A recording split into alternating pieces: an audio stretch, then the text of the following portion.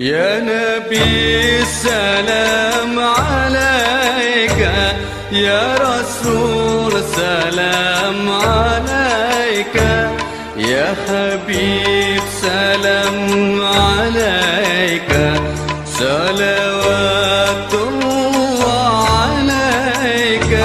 يا نبي سلام عليك، يا رسول سلام عليك، يا حبيب سلام الرحمن الرحيم.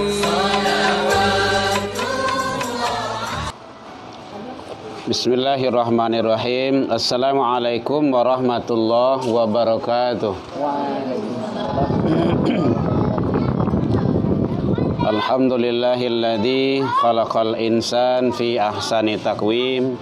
Asyhadu an la ilaha illallah wahdahu la syarikalah wa asyhadu anna Muhammadan abduhu wa rasuluh sallallahu alaihi wasallam la nabiyya ba'da amma ba'du. Puji dan syukur selalu kita ucapkan alhamdulillah pada siang menjelang sore ini Allah masih berikan kepada kita umur panjang, kesehatan, waktu luang dan kesempatan serta keistiqomahan hati kepada kita bersama untuk selalu berada di jalannya. Mudah-mudahan dari hari ke hari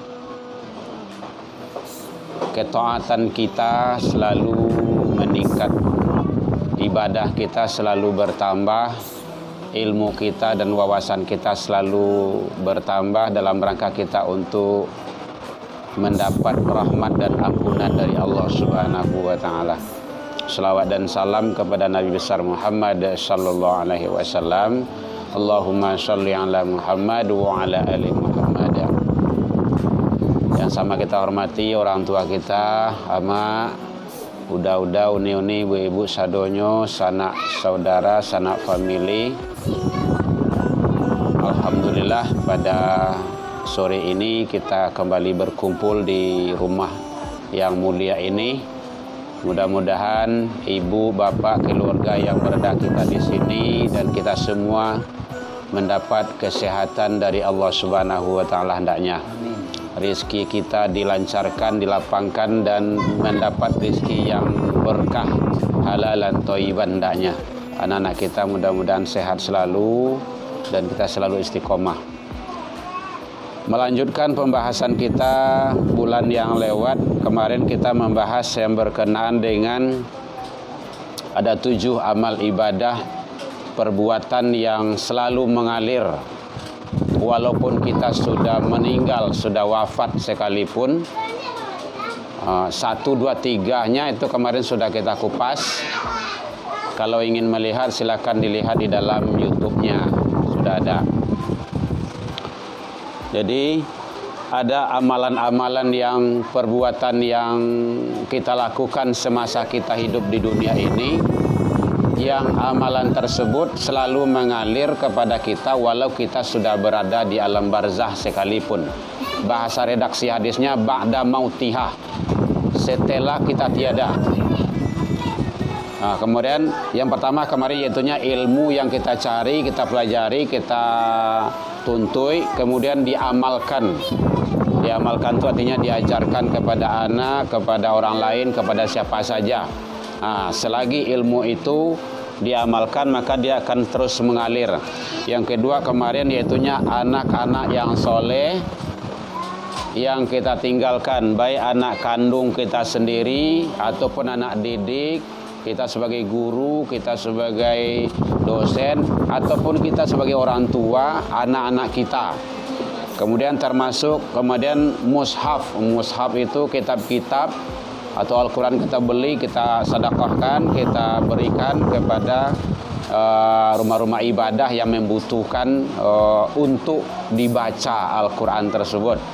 Ataupun mungkin bisa buku yang kita beli, buku itu bermanfaat, kita hadiahkan kepada orang lain, bisa. Mungkin awak tidak pandai mengarang buku, awak tidak ada ilmu tentang itu, gitu kan. Tetapi kita ada uang, kita beli apakah buku-buku macam-macam lah, mungkin Iqra, Juz Amma, gitu kan, atau buku-buku agama lainnya. Kemudian kita berikan kepada yang membacanya itu lebih, ataupun buku-buku kitab-kitab hadis kita berikan kepada anak-anak yang belajar itu nanti akan selalu mengalir amal kebaikannya, pahalanya, walaupun kita sudah tiada di alam dunia ini. Lai terang Bu? Lai. Nah, soalnya tidak pakai mic dah. Mic untuk ambosanya dah. Kalau di YouTube dia bersih tuh, bersih ya.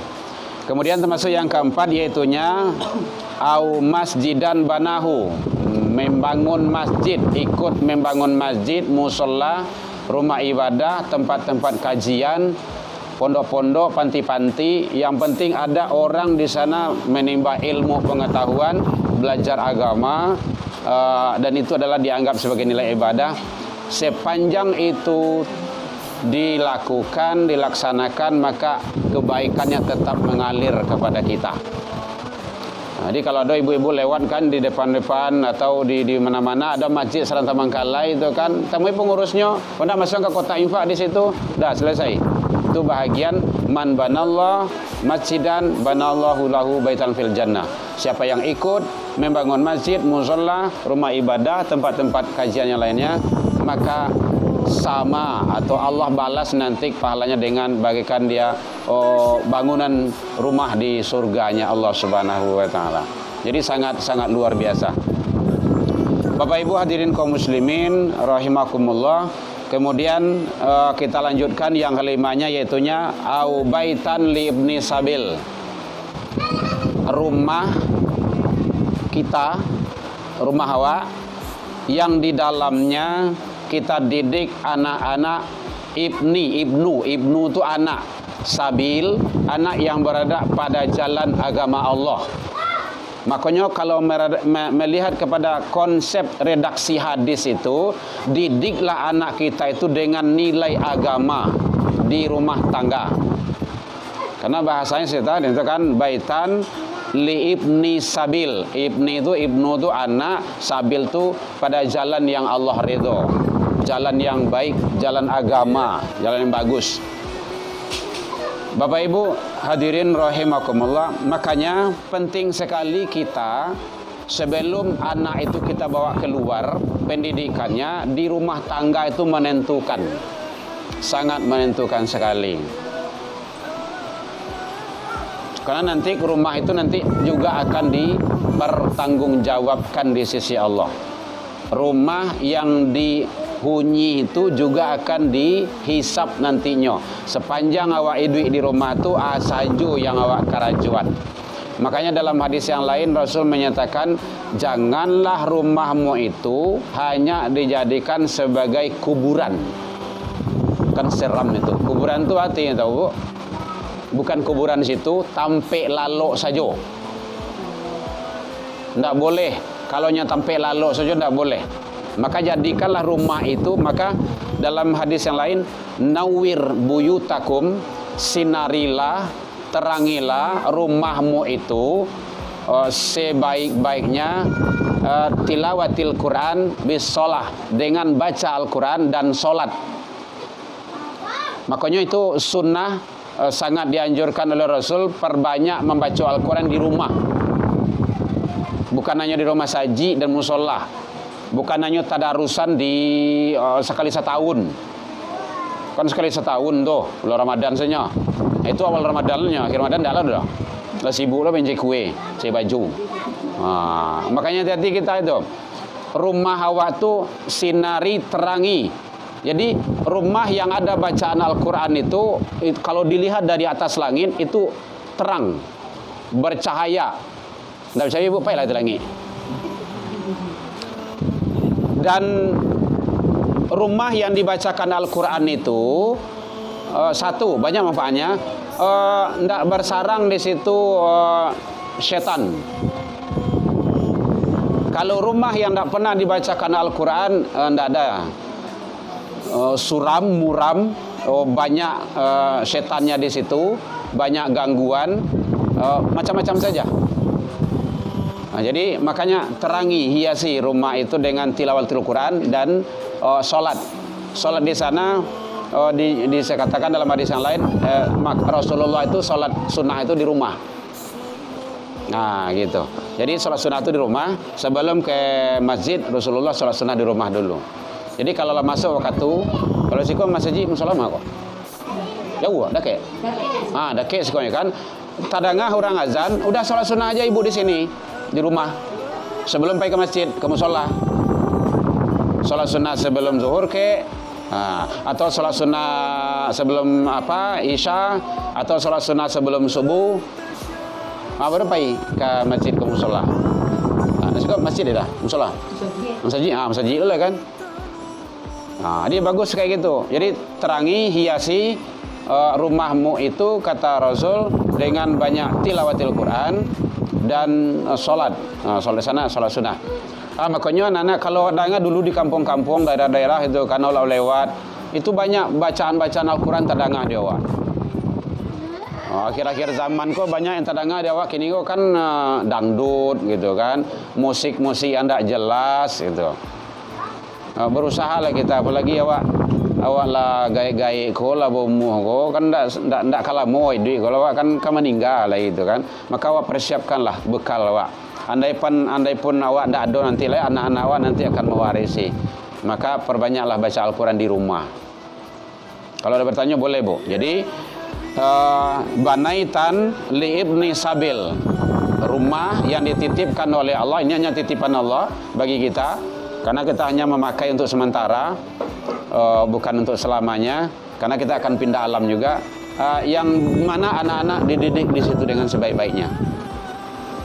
Banyak kalau kita lihat dari zaman dulu anak-anak yang lahir dari rumah yang rumahnya tuh lampu cogo bahasa kampung ambo tuh lampu togo ya, lampu togo gitu kan. Kini listrik lado, le malih jo anak ke masjid, ke musola gitu kan. Ada banyak bisa yang kita lakukan di rumah itu. Apakah belajar ngaji, belajar rukun salat, membaca bacaan salat, belajar ilmu dasar agama yang lainnya. Tujuannya itu semuanya adalah bagaimana kita tetap mendidik anak-anak kita. Jadi itu dilakukan oleh orang tua. Didik anak kita di rumah itu, anak cucu awak dengan sebaik-baiknya di rumah tangga sebelum berangkat dia keluar. Itu yang pentingnya. Bapak Ibu hadirin rahimakumullah. Kemudian yang penting dalam rumah tangga itu kita lakukan mendidik anak itu, kalau anak-anak pemula itu ajarkan dia tauhid. Yang dasar-dasar saja, kenalkan dia dengan Allah, dengan Nabi, dengan Rasul, agar dia tetap bagaimana tahu dengan Tuhannya. Kalau ada anak bertanya dijawab, kenapa kita sholat, kenapa kita baca Al-Quran, itu kan anak pertanyaan dasar-dasar saja tuh. Jelaskan saja. Karena kita adalah umat beragama, ini Al-Quran kitab suci kita yang harus kita baca dan kita pelajari, bukan hanya membaca. Kalau tahap dia mungkin membaca dulu. Mungkin kaifiat-kaifiatnya disampaikan. Itu tujuannya supaya anak awak itu berilmu dia. Dengan semakin banyak kita menyampaikan ilmu pengetahuan kepada anak kita, maka nanti dia akan keluar semakin luas wawasannya, semakin hebat dia.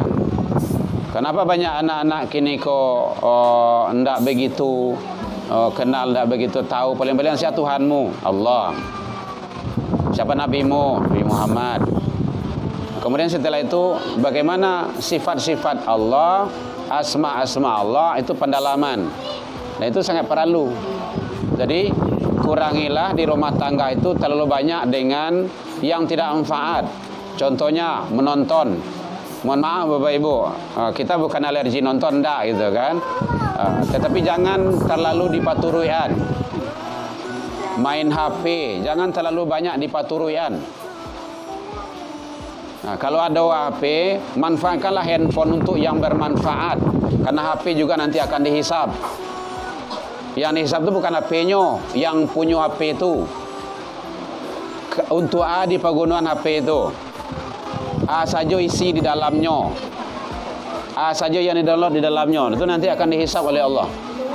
Bukan ditanya. Dan itu ada dalam Al-Quran. Ma yalfadhu min qaulin illa ladaihi raqibun atid.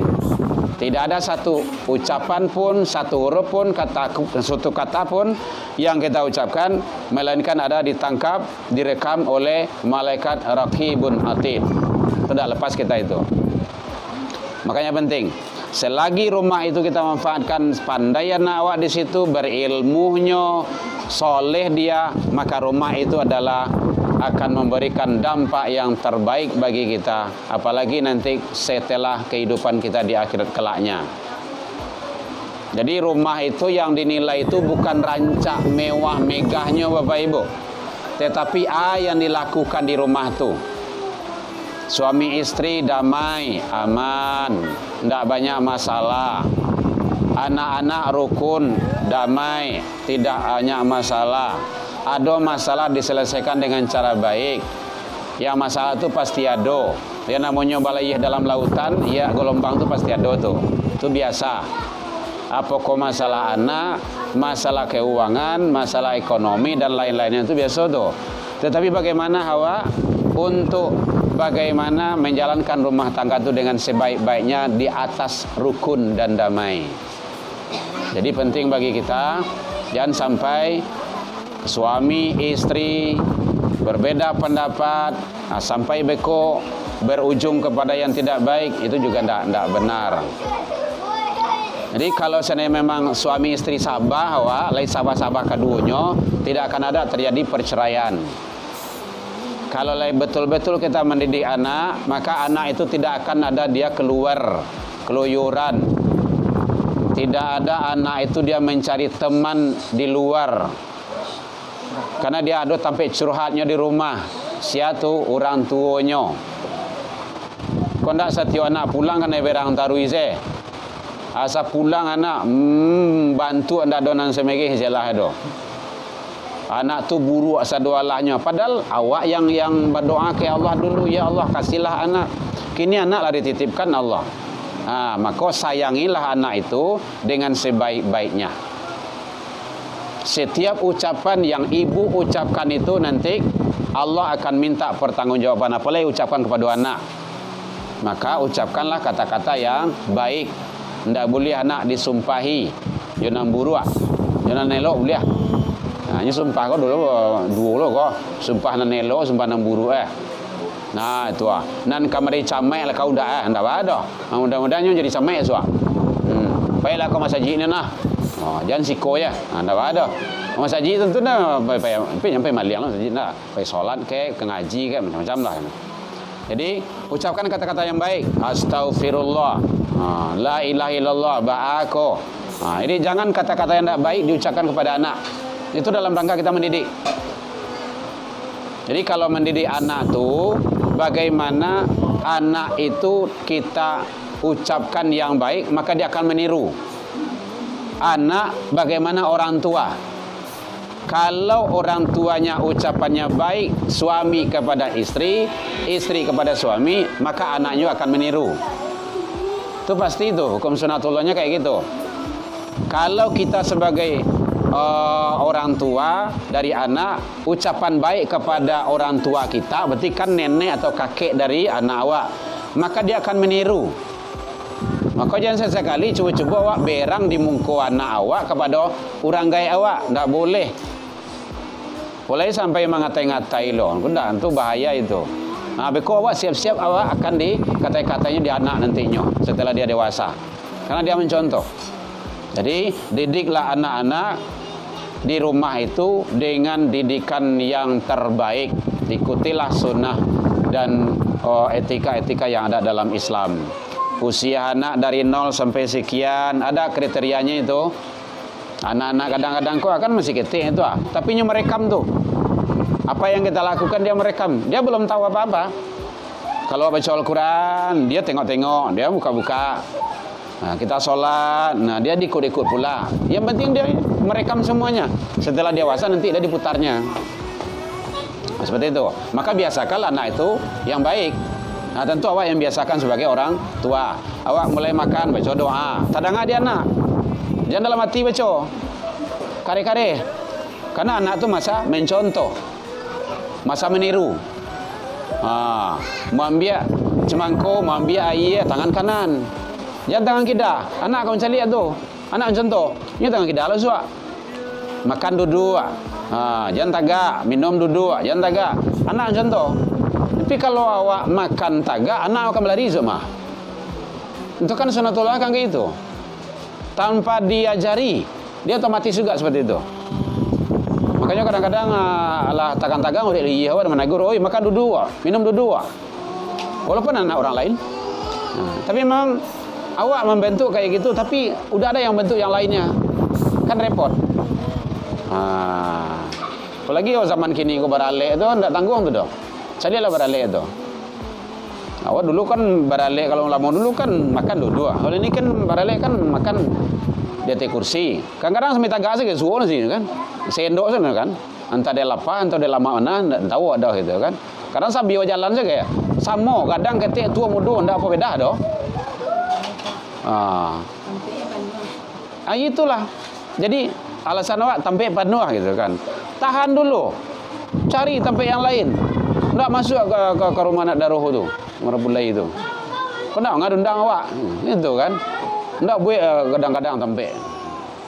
Jadi memang jangan sampai kita di dalam melaksanakan sesuatu, bahkan Rasul pernah menyampaikan kalau makan sambil tagak atau sambil duduk tu muntahkan, kata Rasul. Muntahkan tu berarti kan buang. Tak boleh. Ada minum yang dibolehkan sambil tagak, minum air zam-zam. Itu sunnah hukumnya itu. Air zam-zam tu karena lambung kita ini punya filter, ya ada ilmunya itu. Kalau air zam-zam tu tidak perlu disaring, harus langsung. Tapi kalau yang lain tu perlu difilter, perlu disaring. Makanan-makanan dan minuman itu. Jadi itu dalam rangka kita mendidik anak-anak kita. Jadi mari kita sama-sama bagaimana kita tetap istiqomah. Tauhid anak awak jago, ajarin dia bagaimana dia bersyukur kepada Allah Subhanahu wa taala dan berbakti kepada kedua orang tua itu di rumah. Tugas di rumah. Ajari tauhid, ajari dia bersyukur kepada Allah, berbakti kepada kedua orang tuanya. Tugas orang gaib kayak gitu. Mangkok banyak anak melawan ke orang kayak gini kok. Carilah tu. Mudah-mudahan anak awak ndak gitu kan. Oh, ndak tanggung dah. Sampai yang baca tinju baca cakap aja orang gaibnya begitu. Terutama masalah HP. Dia memang kayak gitu. Kadang nampak ada orang tempat lain kan. Cobalah ambil ini cara main HP, ambil HP tu. Guliang-guliang itu mau. Naik tu guliang tu. Karena awak dari ketek lah membius dengan itu. Ngamuk dia tu. Bisa nyampen tu. Memaki tu, meboh. Jadi teknis pola pendidikan kita kadang-kadang kurang baik. Jadi ibu-ibu kita sarankan kalau ada ibu-ibu muda atau anak yang lain lah gitu kan. Mau bagi makan anak. Acok nampak dewa itu kan. Bakal yang komplek. Banyak dalilnya, ndak nak mau makan je buaya sebenarnya. Dari ketek awak lah muajan anak makan berjalan. Dari ketek. Makanya kadang esok makan berlari soleh. Ndak boleh. Kalau awak dulu kan kalau makan tu kan tutup rumah, pintu besar. Dia di muka kawan. Kok di muka kawan lagi kawan tu. Itu caranya. Itu kan dalam rangka kita mendidik anak tu. Supaya terbiasa kebaikan-kebaikan itu nanti terbiasa ke bawah benda lebih bagus. Sama menyusun anak itu kan. Kadang sepanjang jalan sebagai. Itu tidak boleh. Ada adab-adab, apalagi wanita tu aurat. Di muka umum lah kadang-kadang kan tidak bagus. Tak boleh itu. Ada adab-adabnya. Jadi kalau awak tegur beko makan berjalan tu kan tak serur dah. Kau bawa makan berjalan kau. Kan tak mungkin lah dah. Maka dalam pengajian lah yang sering kita sampaikan. Tak boleh dibawa anak makan berjalan. Sampai nyonamuah makan di rumah. Penting tu ibu-ibu, apalagi ibu-ibu muda gitu kan, sampai saling menyampaikan sama kepada yang lain gitu kan. Pakai roda tu siap. Usul banyak roda apa tu? Pada orang tu tak? Tua. Yo, ndak tahu ada antara roda tu. Anak awak lah pakai roda tu dulu, tapi yang makan berjalan tu perlu awak anuan gitu kan. Ndak usah. Itu ndak baik. Mau ngasih popok gitu kan. sampai 3 jam, 4 jam bagai pakai apa tu bagai popok bayi tu bagai. Awak saja coba pakai popok ke 3 jam. Ada pipis di situ. Itu kan enggak, bagi kesehatan enggak bagus. Enggak baik. Awak selama gitu dah kan. Enggak percaya cobalah. 3 jam, 4 jam gitu kan. Itu enggak baik. Dalam pola pendidikan enggak bagus. Jadi maka kita didiklah anak-anak kita itu dengan nilai-nilai agama. Kalau usia dari 0 sampai 6 tahun itu anak itu perlu dekat dengan orang tua, anak perlu dimanja, anak perlu bagaimanalah dialog yang baik, ucapan-ucapan yang bagus, tata krama, tutur kata, semuanya nanti dia akan rekamnya. Mulailah sekolah beko, ajarkan mulai dia kemandirian. Jangan terlalu dimanja. Ukurannya masang sepatu, pasangnya seorang, ndak bisa, coba dulu. Ditunjukkan boleh. Kau ndak, kadang-kadang kan bentuk Superman sebagai. Mulai nak sama tu awak pasang langsung. Mulai nak awak langsung jangan. Jadi anak tu ndak mandiri, sampai kadang beko manja. Akhirnya beko tergantungan ini. Jadi didik anak awak dengan cara yang baik. Ajari dia cara bersyukur. Nak syukuri nikmat tangan, nikmat kaki, nikmat anggota tubuh ini pemberian Allah semuanya. Bagaimana cara mensyukurnya? Dengan banyak lakukan kebaikan, ibadah, baca Al-Quran, kebaikan-kebaikan yang lainnya. Ada tanya Bu, boleh? Silakan kalau ada yang bertanya. Kemudian kokohkan keyakinan anak. Anak kau lah punya keyakinan tapi kuatkan. Itu susah Ibu. Kadang-kadangnya kalau tu takut dah. Kau isi takut dah. Do hantu sebenarnya. Di malu hantu ada kau. Hantu tak ada. Karena Allah memang tak ciptakan hantu doh. Yang ada manusia, jin dan syaitan, malaikat. Itu yang ada. Yang lain tak ada. Makanya penting bagi kita. Nah, contohnya, kalau engkau melakukan kebaikan dan keburukan di atas langit, di dalam bumi, ayah ndak ada, ibu ndak ada, ya'ti bihallah. Allah tahu. Dia sudah punya keyakinan tapi kuatkan. Boleh kamu kemana saja, sholat jangan lupa ya. Terus tadi pagi yang mau mantan anakmu sampai mandi kapo tubuh. Pasal lalang nina. Tetap jangan lupa zuhur. Sebentar lagi kerja dah. Harus lagi ya. Iya Bu ya, lagi bawa makan nas yang siadibah. Harus seperti itu. Jadi awak agian kepercayaan kayaknya. Jadi ndak harus bantu kucing saja dah. Aduh awak nyuniyo moniong no. Apa ilah kada pusan dah tu. Lalu sudah tu mah. Je piriang saya tinggal itu. Tuh kucing tu. Anak ndak sebisa kayak gitu dah. Kepercayaan lagi yang kayaknya. Harus kayak gitu. Itu pola pendidikan. Kalau itu dilakukan insya Allah. Jadi awak ndak ada awak dia udah bisa mandiri dia. Ajarkan dia berbakti sama orang tua. Lewat di mungko tutur kata dengan orang tua bagaimana. Tugas sama bacaannya. Jadi pokokkan kuatkan bagaimana dia keyakinan dia itu. Kuatkan kesadaran dalam ibadah. Kau yang perlu ibu-ibu sadonyo kesadaran ibadah. Nyolai ibadah tapi tidak sadar doh. Kadang-kadang karena tapaso. Kan perlu tu sangat penting sekali itu kesadaran ibadah itu. Aqimis shalah. Ya bunayya aqimis shalah, ya anakku dirikan salat. Wa'mur bil ma'ruf. Kalau kamu sudah salat, suruhlah orang lain untuk berbuat kebaikan. Suruh kawanmu salat, ajak temanmu salat. Wanhanil munkar, cegah dari yang tidak baik, dari kemungkaran. Jadi dia sudah pandai sholat, sudah, tetapi bagaimana kita untuk memberikan kepada dia selalu semangat dan motivasi, kuatkan kesadaran agar dia tetap ibadah dengan nilai-nilai kesadaran itu, bukan keterpaksaan. Baik ibu sekalian, itu setidaknya yang berkenan dengan hal-hal nilai-nilai amalia-amalia, kebaikan-kebaikan yang episode kedua kini awal lanjutan pemateri yang kemarin tuh, itunya bagaimana di rumah itu kita didik anak-anak kita dengan sebaik-baiknya agar anak-anak kita menjadi anak yang soleh sesuai harapan kita, mampu memberikan keselamatan kita dunia dan akhirat. Ada yang mau tanya, Bu? Boleh? Kalau enggak makan oleh? Iya, Bu. Iya, Bu. Yang telah diterangkan tadi bahwasanya rumah kita dicari dengan memanfaatkan Tuhan dan Iya, Bu. terbaik dalam itu. Iya. Dan juga itu disamakan ada yang seperti tempat ibadah. Iya. Yang kadang-kadangnya kita lihat ya, apabila datang musibah, Iya. yang musalah atau masjid itu sering ditinggalkan sama orang itu. Iya. Tetapi rumah yang kita cari sampai di situ Iya. selalu dibawa arus atau jarang ditinggalkan seperti tempat ibadah itu ya. Iya. Benar ya.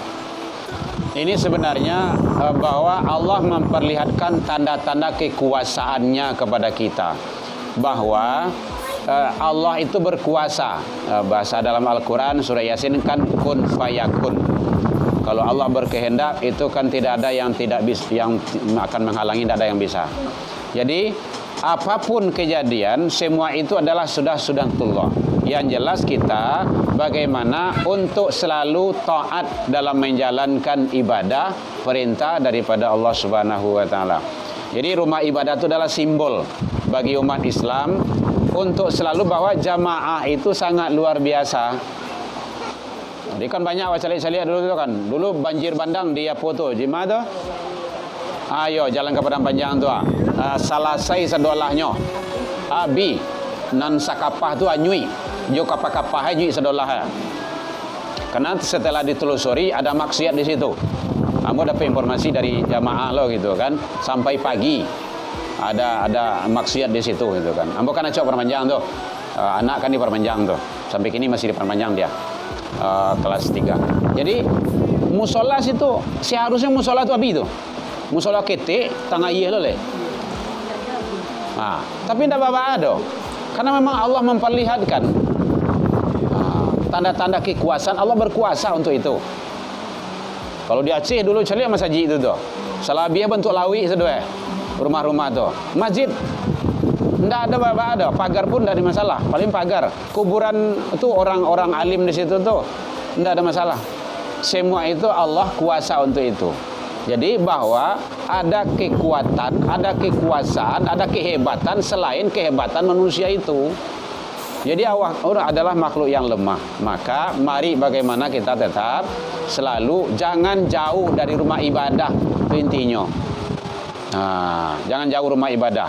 Kalau rumahku kan sementara, sifat sementara saja. Baik, buruk, rancak, ndak rancak, nanti rumah sudah awak sama. Tidak ada beda itu. Oh, orang tinggal di gedung apartemen, yang rumah sudah tetap sakadang itu juga. Oh, di gubuk derita, rumah sudah sama. Tidak ada. Nah, menampar lu dia awak kini. Kau bah di rumah kau maksimalkan ibadah tu yang berlalu dia awak. Baca Al-Quran, banyak kebaikan, rajin melihat-lihat, membaca-baca yang sifatnya untuk kebaikan itu sendiri. Ya, Bu. Yang lain masih ada? Kalau tidak, boleh. Mungkin itu saja. Sila maju kipir lah gitu kan. Mangkari maju kan. Baik, demikian saja. Mudah-mudahan Allah memberikan keistiqomahan hati kepada kita untuk selalu berada di jalannya. Alfa minkum ila liqa fastabiqul khairat. Assalamualaikum warahmatullahi wabarakatuh.